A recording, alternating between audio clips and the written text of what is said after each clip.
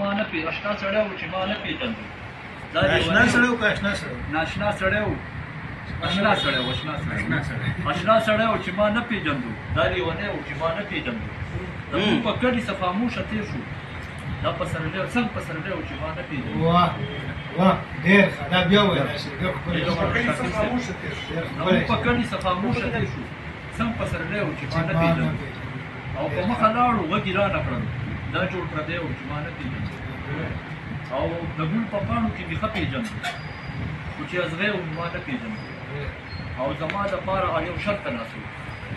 خاص زمری و ما نه پیژندو او توره تیاره وه ما ته یې څه ویل توره تیاره وه څه ویلي ما ته دا بلالی و چې ما نه پیژندو او